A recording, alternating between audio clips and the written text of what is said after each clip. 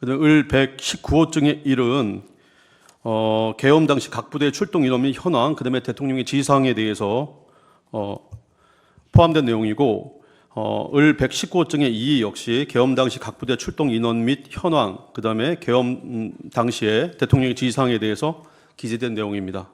그다음에 을 125 중에 1 동영상은 그 특전사 출동 당시 특전사 출동이 늦은 이유인데요. 그 곽종건 증인신문 때 저희가 동영상으로 이미 제시를 한 바 있습니다. 그다음에 을 125 중에 2는 특전사가 최초 부여받은 임무에 대한 동영상인데 마찬가지로 곽종건 특전사령관 증인신문 시에 제시를 한 바 있습니다.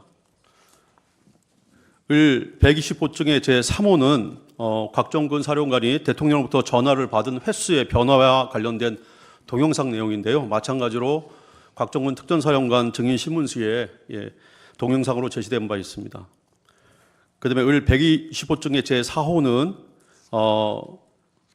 국방부 장관이 계엄 당시에 곽종근 사령관에게 지시한 내용과 관련된 곽종근 사령관의 진술 내용입니다. 마찬가지로 증인신문시에 제시된 바 있습니다. 그다음에 을 125 중에 5는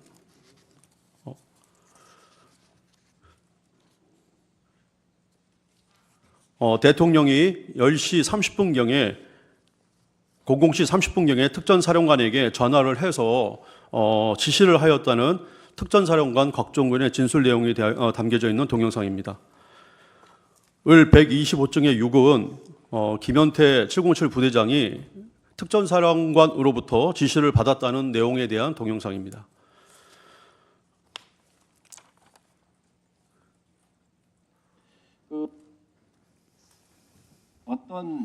그러면 박사령관이 어떤 지시를 내렸습니까? 마이크 갖다 드리세요.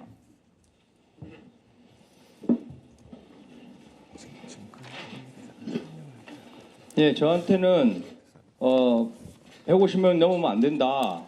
들어갈 수 있겠느냐 이런 식으로만 이야기했습니다. 예. 저는 이게 을 125 중에 7은 마이크 등 707 특임단장이 어제 기자회견 통해서 특전사령관으로부터 국회의원 150모임명은 모이면 안 된다는 말을 들었다고 말씀하셨는데 사령관께서는 그런 취지 지시를 실제로 하신 적이 있습니까? 그렇다면 그 지시는 누구로부터 받으셨습니까?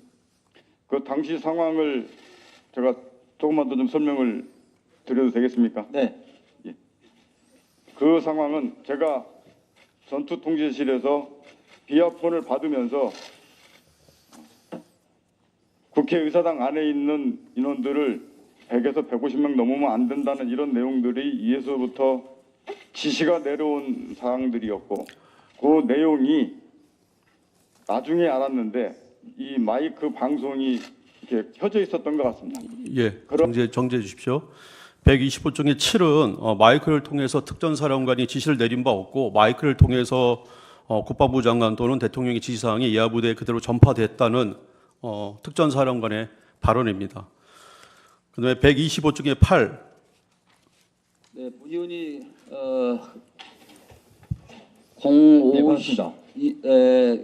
4일 날 새벽 05시 50분경에 50에서 55분 사이에 어간에 국회 지하 통로를 통해서 본청으로 들어오는데 우리 특임단장과 약 10여 명의 계엄군들이 무장을 하고 계셨어요. 그런데 왜 그 당시에 본 의원을 제지나 또 체포하지 안 했습니까? 네, 제가 창문을 들어가게 된 계기는 정문에서 몸싸움이 격해지면서 우리 국민들과 부대원들의 안전이 우려가 됐습니다. 그래서 사령관께 얘기를 하고 부대원들을 뒤로 물렸습니다. 그리고 다른 문을 찾고자 했고 열려있는 창문을 찾아봤으나 없었습니다. 그래서 제가 깨고 들어가서 정문 쪽으로 가서 안쪽에서 정문을 확보하자고 얘기하고 들어갔습니다. 아니 본 의원을 지하 통로에서 마주쳤잖아요. 예, 그렇습니다. 그때 상황 판단이 어땠냐 이런 얘기. 저는 이제 의원님을 알기 정지해 때문에 주십시오. 125 중에 8은 국회 본관 진입 시에 707 부대장이 진입하는 과정과 임무에 대해서 설명한 내용이고 당시 시민들의 안전을 위해서 창문을 깨고 들어갔고 주요된 임무는 국회 본관 현관을 정문을 확보하는 것이고 마찬가지로 국회의원 체포 지시가 없었기 때문에 안기벽 위원과에 대해서는 아무런 조치를 취하지 않고 인사만 하고 지나쳤다는 내용입니다. 을 125중에 9는 707 부대장이 김용현 전 국방장관의 지시사항을 전달하는 것이었다. 그리고 김 전 장관이 특전사 지휘부에 최소한 100여 통의 전화를 하며 지시를 한 것으로 추정되며 이 과정에서 국회의원을 끌어내라고 하는 지시 내용을 들었다고 말했습니다. 사실입니까? 정지해 주십시오. 125 중에 9는 707 부대장이 특전사령관으로부터 지시를 받았다는 내용인데 국회의원을 끌어내라라는 지시가 없었고 150명이 너무 안 되는데라는 뉘앙스의 얘기를 들었는데 그 뉘앙스의 내용이 국회 본청 안으로 빨리 들어가라라는 취지로 받아들였다는 내용입니다. 125 중에 10 설명하겠습니다. 비상계엄이라는 사항은 어떻게 알았습니까? 저는 그때 이제 사안이 심각한 상황이 있다고 해서 YTN을 사무실에 YTN을 틀어놓고 있는데 갑작스럽게 대통령께서 긴급 담화하시는 마지막 가운데서 동시에 제가 봤습니다. TV를 보고 아셨다? 네네. 그래서 지통제지를 받고 그러면 명령은 언제 수령했습니까? 주요 지휘관 회의 BTC 시작을 그렇죠. 했는데 그렇게 하면 주요 지휘관 하상 회의를 먼저 시작했잖아요. 거기서 임무를 준 모양이죠. 아닙니다. 그 긴급한 상황에서 125 중에 10호는 이진우 사령관이 최초 지시를 받은 내용이고 계엄 발령 시에 최초로 지시받은 내용은 국회로 가서 국회를 경계해라라는 내용이 주된 내용이었다. 의원을 체포하라거나 국회 계엄 해제 의결을 방해하라는 지시는 없었다라는 취지의 내용입니다. 120호 중에 11번. 그리고 제가 사실 나중에 현장에서 보니까 병력들이 저희 초동조치부대들은 기본적으로 들고 다니는 패키지가 있습니다. 그렇죠. 총하고 다 휴대하죠. 정지해 주십시오. 125 중에 11은 당시 출동 후에 총기 등을 휴대하지 않았고 그다음에 그런 상태에서 임무를 수행했다는 그런 내용입니다. 125 중에 12 작전 중간에 대통령 윤석열 대통령으로부터 지시나 전화를 받은 적은 있습니까?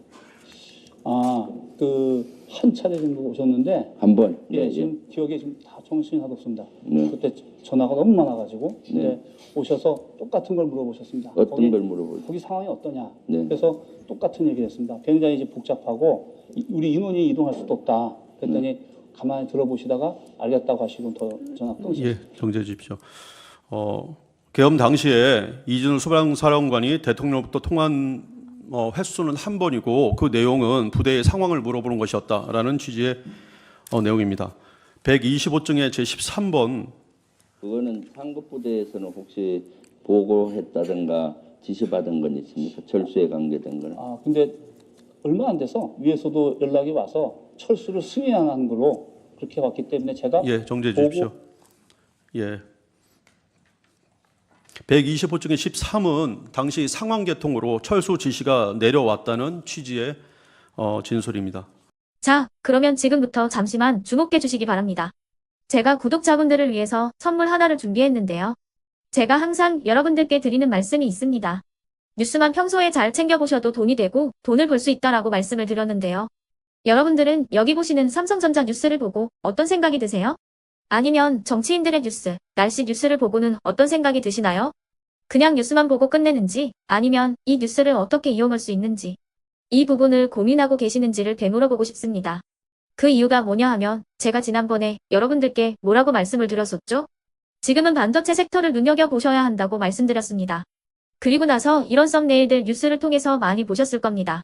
반도체 내용이 이슈가 됐을 때 부자들은 어떻게 생각한다? 반도체 관련주들은 뭐가 있는지, 어떤 종목이 가장 좋은지, 어디에 투자해야 돈이 몰리는지 자연스럽게 생각한다고 제가 말씀을 드렸죠.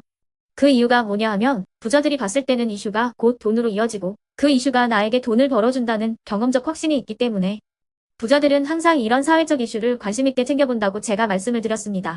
이번에도 마찬가지인데요. 제가 지난번에 시청자분들과 함께하는 주식으로 수익 내기 이벤트를 진행했었죠. 당연히 100% 무료로 진행을 했었고요. 여기 보시면 아시겠지만 제가 지난번에도 구독이라고 보내주신 모든 시청자분들께 반도체 관련주 중에 가장 크게 급등할 딱 한 종목, 많은 종목도 아니라 한미반도체 한 종목을 여러분들께 추천드렸어요.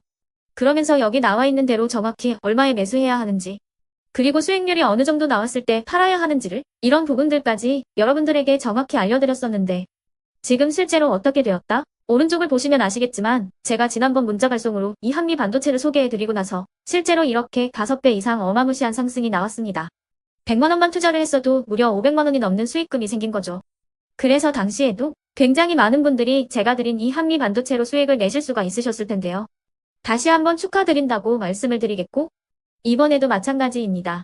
앞으로도 2024년, 2025년 계속해서 기대해볼 섹터는 AI입니다. 그 중에서도 AI 반도체는 그 누구도 부정할 수 없는 미래 성장 산업입니다. 그러면 우리가 어떻게 생각해 볼 수 있을까요? AI 반도체 종목 중에 앞으로 크게 대장 역할을 하면서 10배 이상 급등할 수 있는 텐베고 종목을 지금부터 열심히 추적해야 한다는 겁니다. 큰 돈을 투자하지 않더라도 월급의 일부분, 아주 소액이라도 이 종목을 모아가야 수백 %의 수익률을 손에 쥘 수 있는 것이죠. 지금 여러분이 보고 계시는 이 유튜브 또한 AI 반도체와 아주 밀접한 연관이 있고, 반도체야말로 대한민국의 핵심 산업으로 앞으로 더더욱 시장은 성장할 수밖에 없습니다. 그렇기 때문에 제가 이번에도 뭘 보내드리고 있냐면, 지난번과 똑같이 구독이라는 문자를 보내주시면 제가 AI 반도체 관련주 중에 앞으로 대장주 역할을 하면서 주가가 가장 크게 급등할 한 종목을 여러분들께 문자 발송으로 종목명과 사고 파는 시점을 모두 알려드릴 건데요. 그 문자를 받고 여러분들이 주식으로 돈 버는 연습을 한번 해보셨으면 좋겠고요. 혹시라도 나는 주식을 하지 않는다 하시는 분들은 주변에 주식하시는 지인분들에게 말씀을 해주셔도 되고요. 아니면 연세가 있으셔서 투자가 어렵다 하시는 분들은 이 종목을 자녀분들에게 한번 사봐라, 이걸로 한번 수익을 내봐라, 이렇게 조언을 해주실 수도 있는 거겠죠. 그래서 지금 이 영상을 보시는 시청자분들 중에 나도 이번 종목이 좀 궁금하다 하시는 분들은요, 누구나 상관없이, 그리고 어느 시간대나 상관없이 부담 없이 010-2514-5930번으로 구독이라는 문자 보내주시면 제가 이번에도 똑같이 무료 추천 급등주 문자를 보내드리겠습니다. 이해되시겠죠? 제 번호 010-2514-5930번으로 구독이라는 문자 보내주시면 여러분들이 직접 이슈를 통해서 돈 버는 연습을 해보실 수가 있는 거고, 제가 돈을 받는 것도 아니고 투자를 대신해 드리는 것도 아니기 때문에 부담 없이 신청해 주시면 되는 겁니다. 그리고 수익이 나면 저는 다른 것은 하나도 바라지 않습니다. 제 채널에 구독, 좋아요 한 번씩만 눌러주시라, 이렇게 다시 한번 말씀을 드리겠습니다.